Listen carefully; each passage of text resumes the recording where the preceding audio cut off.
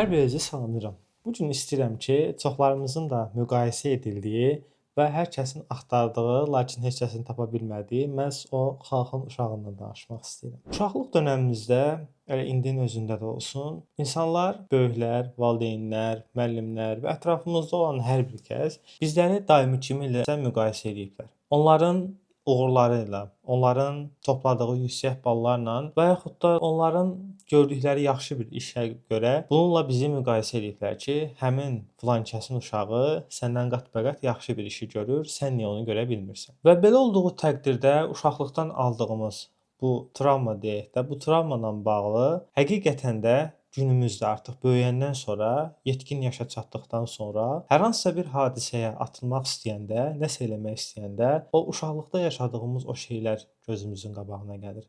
Və hər hansı bir uğursuzluqla nəticələnəndə düşünürük ki, həqiqətən də biz ətrafımızdakı insanların o vaxtı fikirləşdiyi kimi biz həqiqətən də bir şey eləyə bilmirik. Bəs hər zaman özümüzü kiminləsə müqayisə edib nəticə çıxartmağa çalışırıq. Və elədiyimiz bu müqayisə bizi həqiqətən də ucsuz-bucaqsız bir yerə gətirib çıxardır.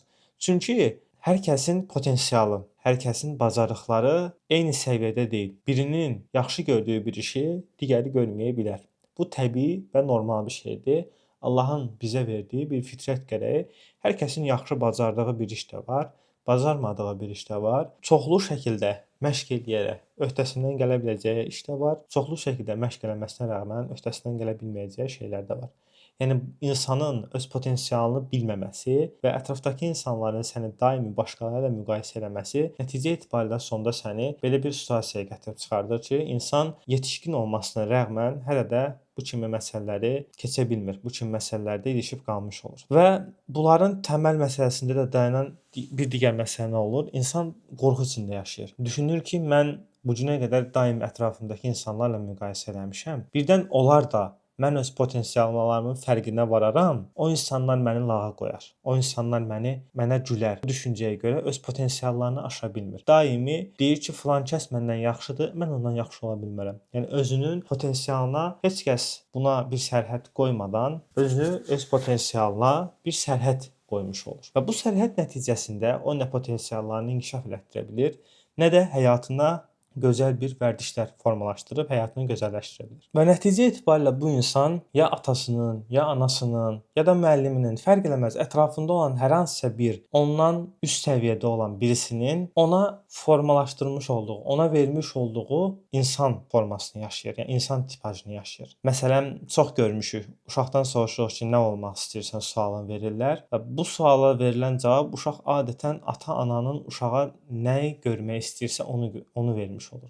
Hətta valideynlərin əksəriyyəti özünün yaşaya bilmədiyi şeyləri, özünün vaxtilə həvəsi olub edə bilmədiyi şeyləri övladına eləyir. Niyyəti yaxşıdır, niyyəti gözəldir. Deyir ki, qoy mən eləyə bilməmişəm, amma qoy eləsin. Lakin birinin, yəni valideynin hər hansısa bir idmanı xoşlaması ilə uşaq da mütləq şəkildə o idmanı xoşlamalı deyə bir şey yox. Və hər hansısa bir sənəti xoşlayan bir valideyn ola bilər, rəsmi məsələsini xoşlayan bir valideyn ola bilər, amma övladı həmin rəsmi çəkməyi sevməyə bilər. Bunlara fərqində olmayan valideynlər övladlarını öz istədikləri kimi yetişdirməyə çalışırlar. Yəni onların özlərinin vaxtilə edə bilmədiyi hər bir şeyi uşaqlarına edirlər. Halbuki onlar da əslinə qalsa özləri vaxtında edəmədiyi şeylərin hər birini toplayıb indi eləməyə çalışsalar, həqiqətən də onlar bu həyatın dadını çıxarmağa başlayarlar. Bu da övladlar üçün böyük bir nümunə olar ki, valideynim uzun illərdir həsrətində olan bir şeyləri özü üçün eləyir. Deməli mən də yaş fərqi olmadan, gec qalmadan hər bir şeyi vaxtında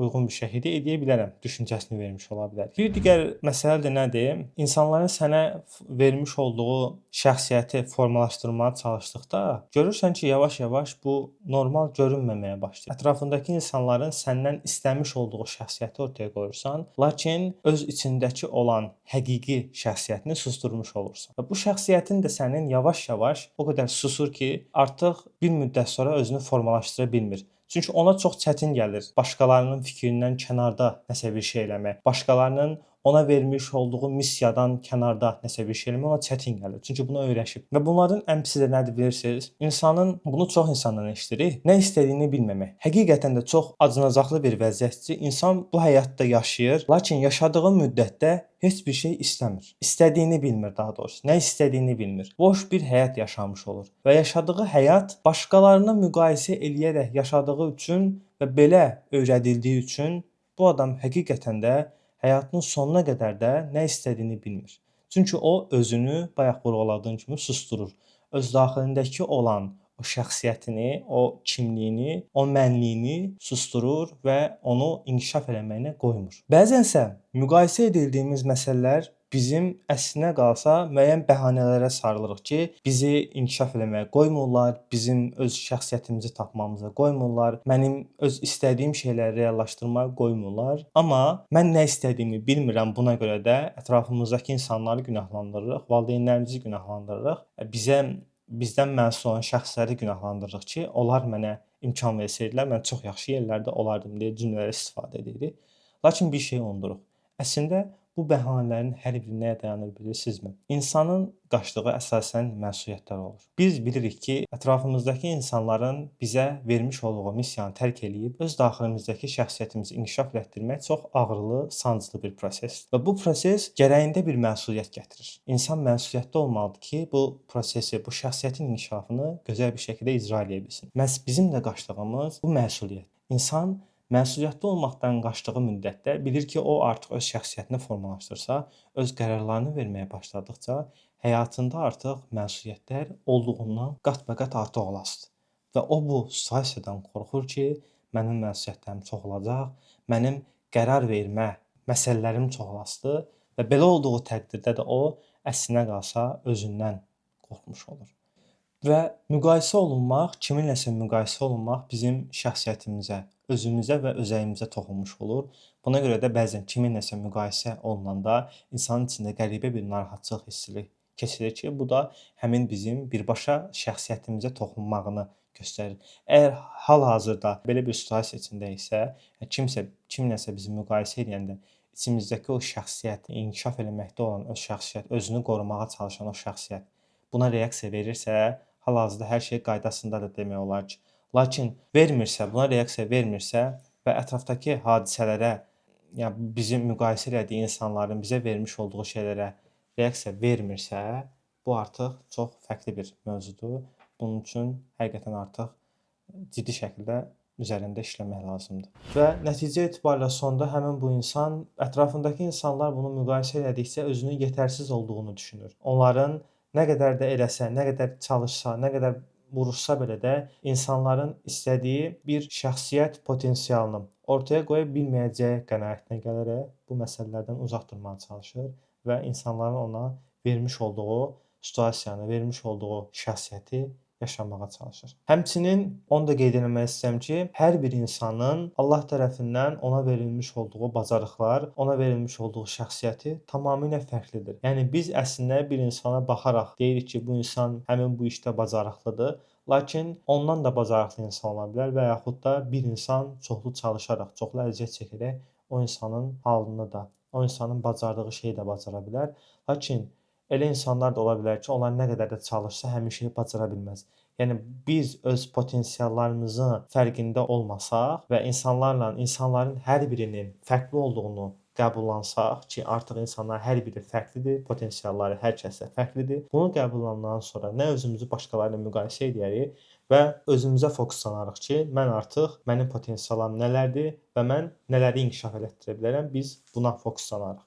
Və beləliklə kiminləsə də müqayisə edilməkdən canımızı qurtarmış olarıq. Həmçinin onu da qeyd etmək istəyirəm ki, bu video nəticəsində əgər bu qığılcım oyandısa ki, həqiqətən də mən belə bir şeyə məruz qalmışam, uşaqlıqdan belə şeyə məruz qalmışam, indinin özündə də özümü belə şeyə məruz hiss edirəm, bundan qurtulmaq istəyirəm deyiriksə, bunun üzərində biraz daha araşdırma edib, daha oxuyaraq Allahın izni ilə bu şeydən qurtula bilərik. Dediyim kimi, sadəcə müəyyən həmin şeyin fərqində olmaq lazımdır ki, mən özümü insanlarla müqayisə edirəm, mənim şəxsiyyətim həqiqətən də fərqlidir və mənim də fərqli bir bacarıqlarım var və mən bu bacarıqlarımın üstlərində işləyərək çox gözəl bir şəxsiyyət ortaya qoya bilərəm. Allahın da məndən istəmiş olduğu budur ki, öz şəxsiyyətimin üzərində işləyərək ona layiq bir qul olmağa çalışım. Bunun üzərində də biraz işləyə bilərik. Videonu bəyəndinizsə bəyənməyi, paylaşmağı və ətrafınızdakı insanlarla da bölüşməyi unutmayın. Ola bilər bəlkə də kiminsə ətrafınızda siz olmaz, amma sizin ətrafınızda kiminsə müqayisə olunmaqdan əziyyət çəkir. Bəlkə o video nəticəsində demirəm bütün məsələni həll eləmiş olar, ən azından fərqindəlik oyatmaq adına insan bir düşünməyə başlayır ki, həqiqətən də mən belə bir şey yaşamışam və bunun üzərində işləsəm gözəl bir şəkildə nəsə eləmiş ola bilərəm. Məni dinlədiyiniz üçün çox sağ olun. Görüşənədək.